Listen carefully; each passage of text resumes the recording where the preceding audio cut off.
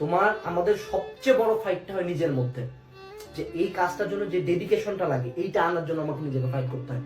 আমরা দিন শেষে জানি, প্রত্যেকেই জানি আর হার্ড ওয়ার্ক করতে হবে, প্রত্যেকে জানি অনেক পড়াশোনা করতে হবে, প্রত্যেকে জানি ওয়ার্কআউট করতে হবে, ভালো খাইতে হবে, বাট আমরা কয়জন করি?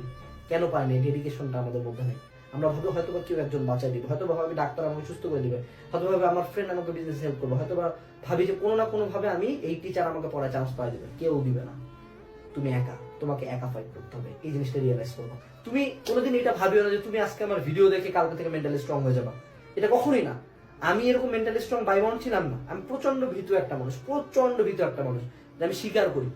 বাট প্রবলেম ফেস করতে করতে, ফাইট করতে করতে গ্র্যাজুয়ালি এই জিনিসটা আমার মধ্যে ডেভেলপ হয়েছে। না, আমি এখনো বলবো না, আমি যদি মেন্টাল স্ট্রেংথ আমার পয়েন্ট দিই 10-এর মধ্যে, আমি নিজেকে হয়তো 6 দিব। আমি তাও 4 পয়েন্ট এখনো অর্জন করতে পারি না। এখন অনেক প্রবলেম থেকে আমি পালাই এবারে আমার বাপ মার কাছে যাই, ঠিক আছে? So but it will gradually develop. মনে রাখবা যে মেন্টাল স্ট্রেংথ ব্যাপারটা একদিনে হঠাৎ করে চলে আসবে না, যে কালকে থেকে তুমি একদম প্রচুর মেন্টালি স্ট্রং একটা পার্সন হলে যে কোনো কিছু ফেস করতে পারো লাইফে, না।